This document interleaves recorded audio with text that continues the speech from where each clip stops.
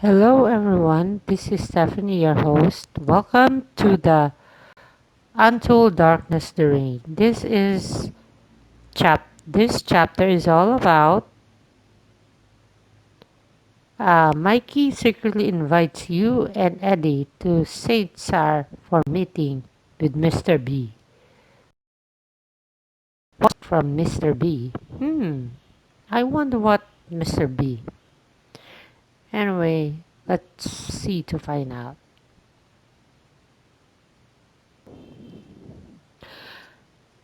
Chapter 13, The Jolliest Dead Man.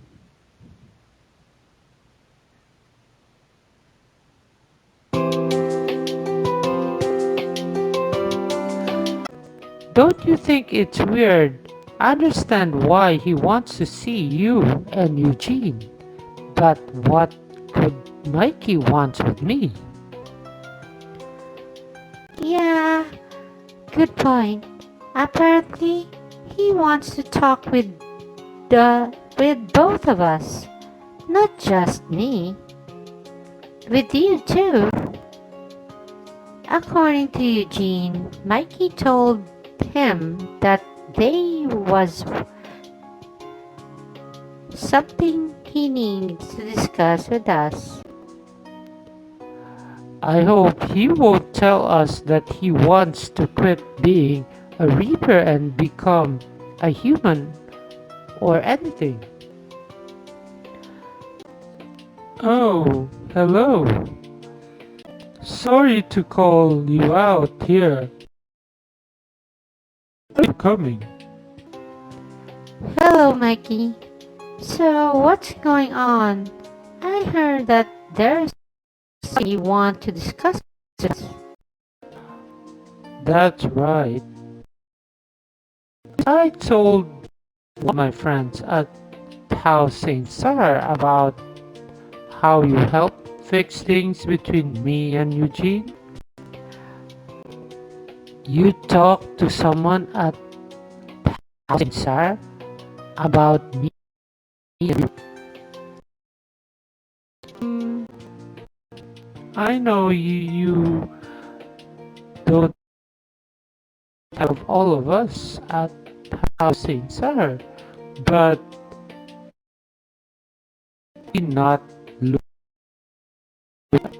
You're scaring me. I'm scaring you. You're a reaper. I don't care about what you say about me. I just don't want you involving Marie in how St. Sarah's business. Oh, you don't have anything to worry about there. The guys I spoke is totally harmless, just like me. Anyway, when I told Mr. B that's how we call him about the two of you, he said that there was something he wants to discuss with you.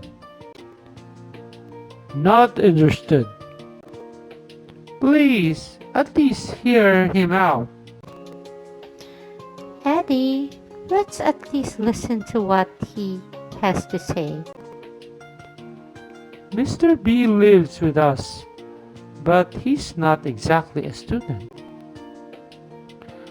How should I put this? Due to a certain circumstances, he can't leave the St. Sar house. So I was wondering if you could come with me to the house and listen to what he has to say in person. We just have to be careful that Alex doesn't see you. Not happening. You mean you're not just going to say no? Hmm. So I got three choices. Would my choice would be the answer is no, or I want to talk with this over with Alex, or persuade Eddie to change his mind. Well, the second option is a no. Besides,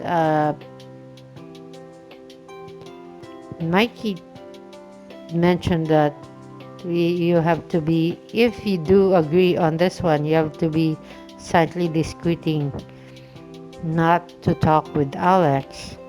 Uh, no is no. Answer is no. How about persuade Eddie to change his mind? Eddie, why don't we go with him? If there's someone who needs our help, I'd like to help. I've told you already, Marie. I don't want to get involved with the house St. Cyrus, you know that. But Mikey is Eugene's boyfriend, and that makes him our friend. Friends have to be there for each other in time of need. That's what friends do, right? Eddie, please, let's go with him. I want to help out Mikey. You're too nice for your own good, Marie. Even I refuse to go. You'll just head there on your own. And you know that I won't let you go by yourself. Fine, I'll come with you.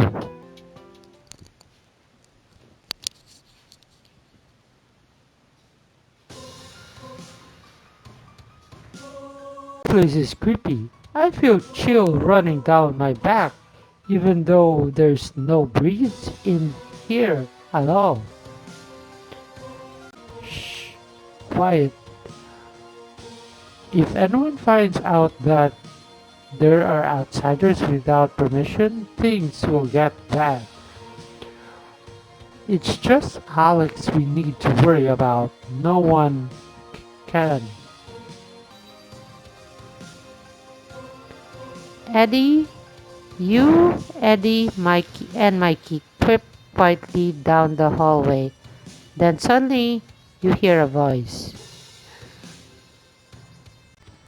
Is someone there? That's Alex's voice. Did he hear us? Quiet. Alex is right the other side of that door. We have to think of some way to keep him from opening it. What should I do? Uh, pretend to be Mary? I'll let Mikey handle this.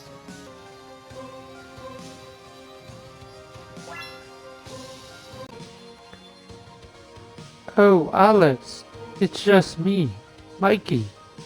I just got back.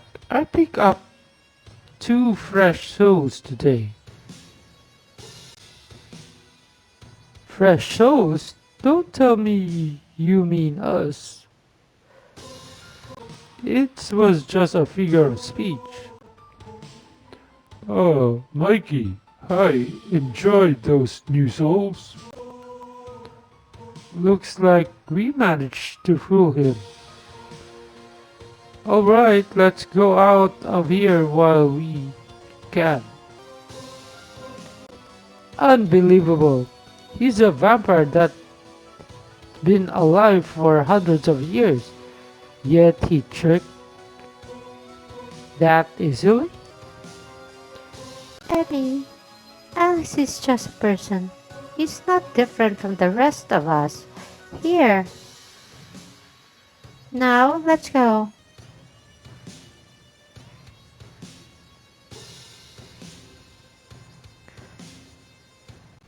The large.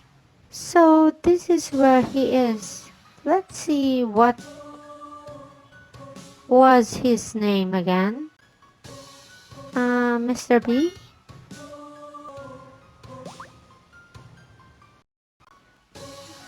Yep, that's right. He's in here, but he's not where you expect someone to be. You might have a hard time finding him. With that, Mikey looks up at the ceiling, which is constructed of numerous glass of panels fitted into a frame. Mr. B, I brought them here with me, just like I said. This is Marie and Eddie.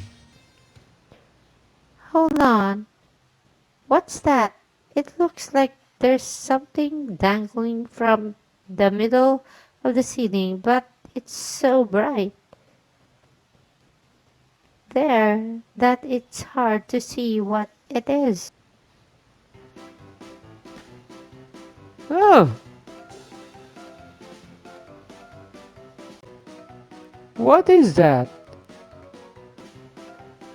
Oh, well, so glad you came. Welcome to the St. Sarah house. It's an honor to make your acquaintance, Marie, and you too, Eddie.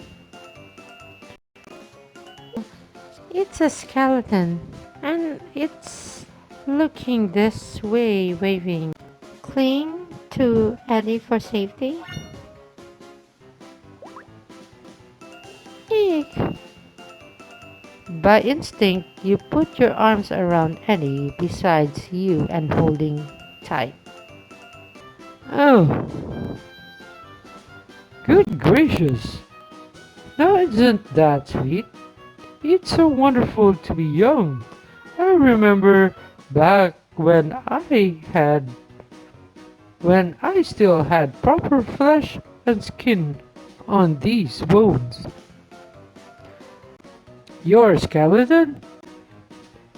You can't see you're scaring Marie. Marie, it's okay. I know it's an unsettling sight, but from the looks of things, we don't seem to be in any danger. Ah, unsettling sight. What do you mean? I think he means you, Mr. B. Eddie gently rubs you on the back. Little by little, you feel the fear within you starts to subside. Come on, Marie. It's all right. Look, I'm right here. As he puts his hand to your cheek, you look at him, just seeing those gray eyes of his gazing back at you is enough to put you at ease. Thanks, Eddie. I think I'm okay now. Sorry for freaking out. Yes. I completely forgot. I don't get the chance to talk to people from outside housing, sir, so I didn't consider how I look at you. I'm not surprised, but fear no more. As you can see, I'm hung from the ceiling, and I'm not about to come down there and eat you. You're perfectly safe. Mr. B is great. I admit that his appearance does take a little while to get used to. You could say that. At this point, I don't think anything can surprise me. I apologize for the way I react, Mr. B, but you don't mind me asking why are you doing up there? Well, that's quietly a tragic, absolutely heart-wrenching, guaranteed to bring you to tears. For such tragedy, you sure sounds awful excited to tell us about it. It happened around the time of World War One. Mr. B was brave and daring fighter plane gunner. He was back from here participating training exercise before heading off to the front when his plane suffered a serious mechanical failure mid-flight. But I did manage to jump out and open the parachute before crashing, so that was good. What wasn't good is that I crashed through the ceiling here at St. Sarah House, and I add insult to injury.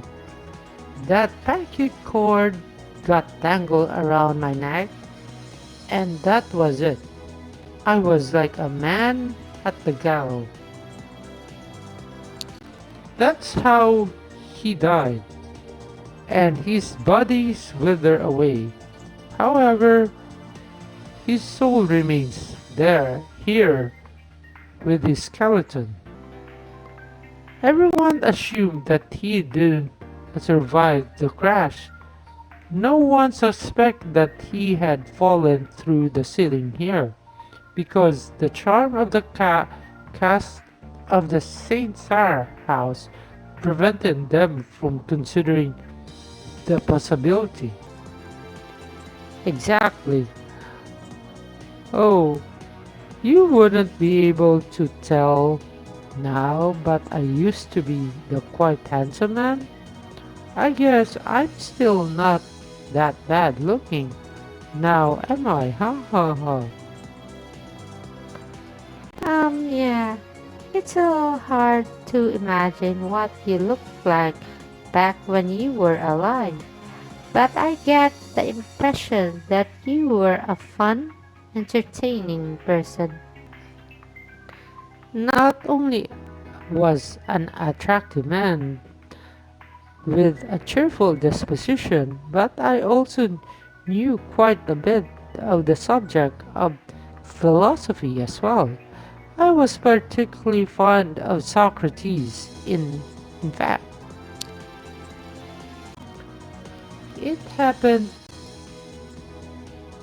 to own a copy of M and J Books' first edition of the Apology of Socrates, which was especially rare. It was the prize of my collection. Ah, if only I could hold it in my hand one more time, I could die a happy man. You already dead, you know that.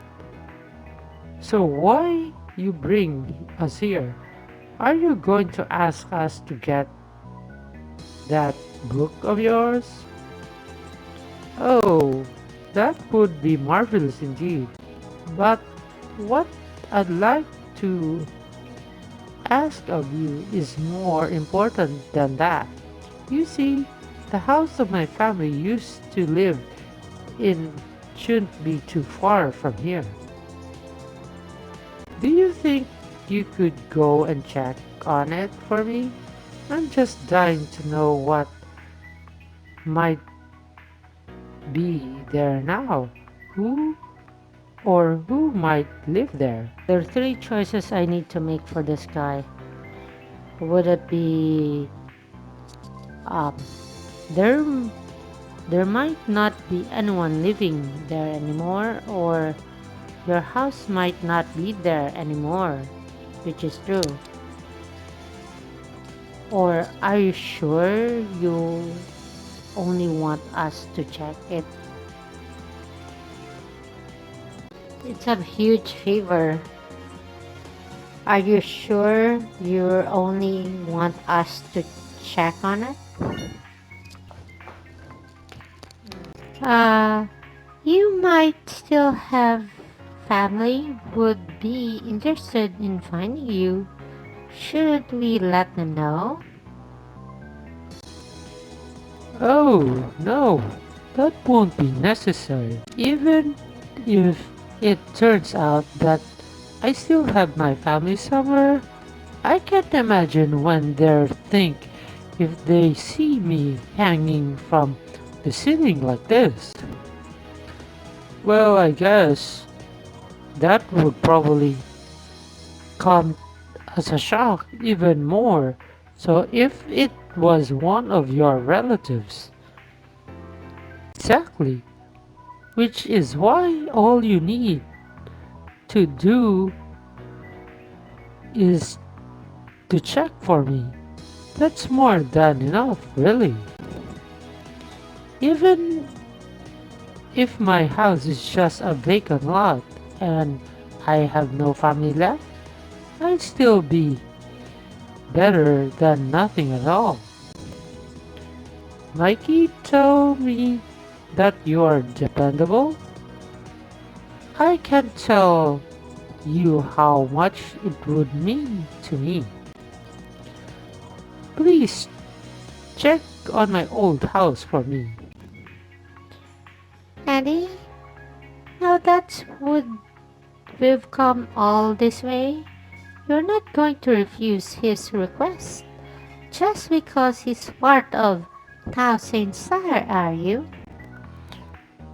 I've made up my mind to see this through, but before we set foot inside, so Mr. B, where's this house of yours? On happy days, fantastic. So you'll go check on it for me? Thank you. Thanks so much.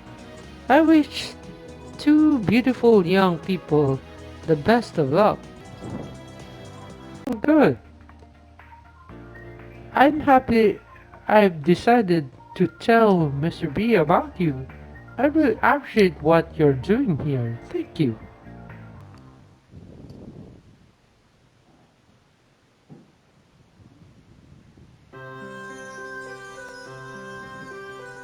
One hour later, you and Eddie find yourselves standing in front of a bookstore in town not too far from the university.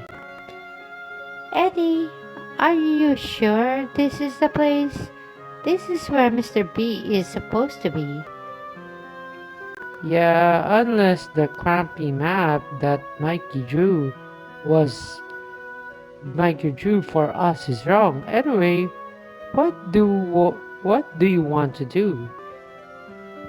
Stay outside of see what you can see, or go inside?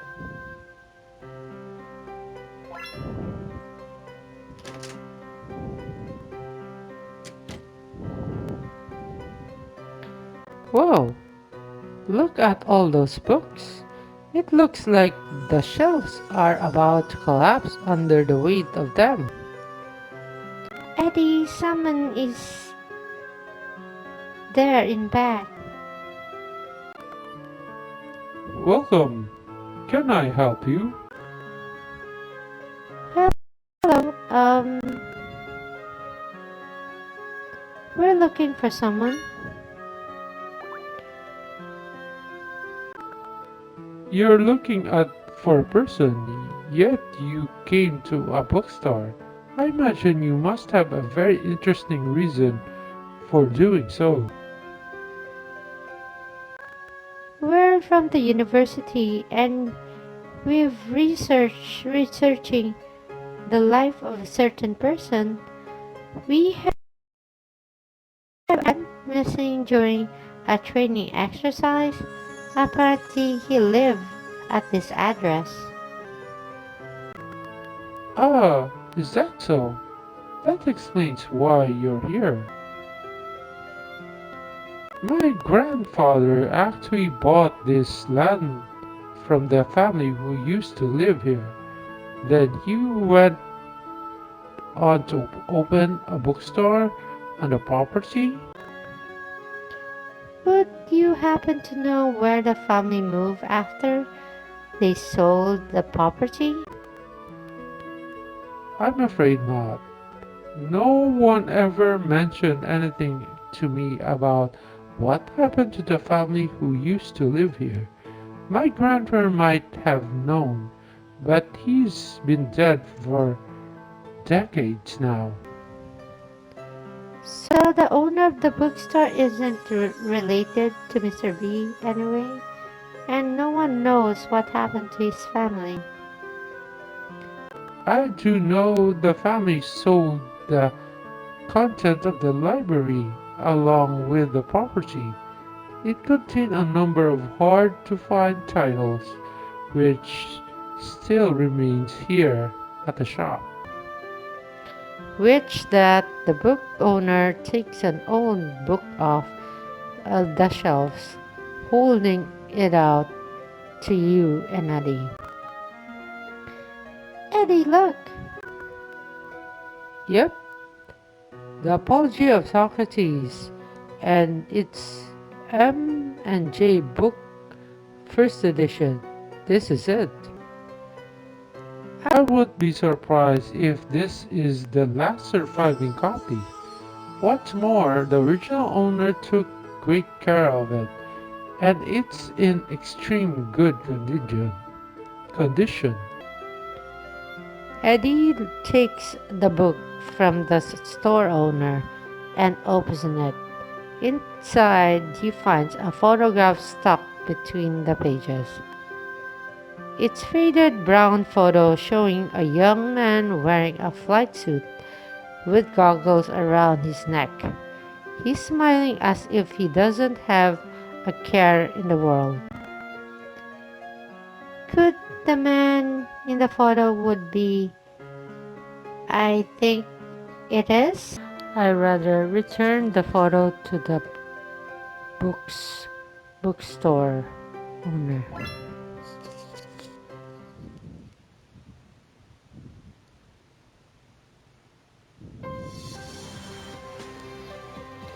Once you return to the St. Charles house with Eddie, you tell Mr. B what happened at the bookstore. So that's what happened. I'm sorry, Mr. B. Weren't able to find anything about your family. Oh, please, no need to worry. I told you before, regardless of what you found out, it's far better I know that than hanging here forever. I can thank you, the two of you, enough for what you've done for me. Oh, and if I weren't stuck hanging here, I'll be coming right down there and give the two of you a big hug. Thanks, but that won't be necessary.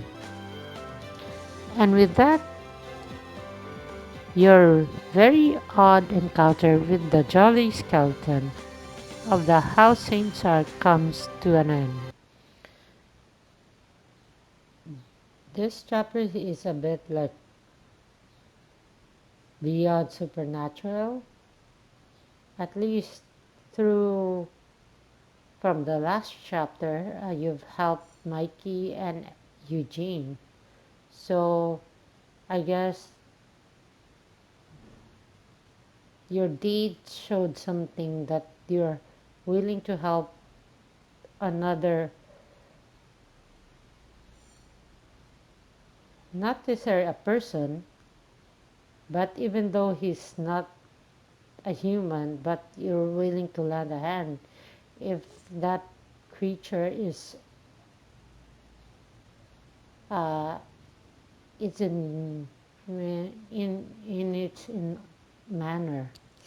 I mean, you're willing to help a reaper, but your friend Eddie is being stubborn. Anything about the shadow creatures? That's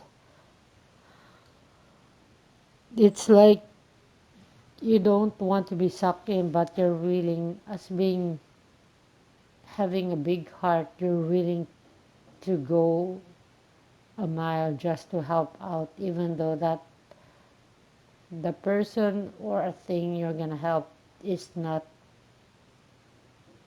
what you see it to be, regardless that's a skeleton or as long as they're in their good behavior and their actions and manner are reasonable, um, Ree's characters will be willing to help out. Anyway, you help him and he's satisfied. I don't know what's the next chapter, and thank you for watching my video. Uh, this is all I can say for this chapter, and I don't know what will happen to the next chapter. For sure, something to do with the house, or maybe something to do with Alex as the head of the house. Uh, Please do like, subscribe, and make comments on this chapter. Thank you and have a good day.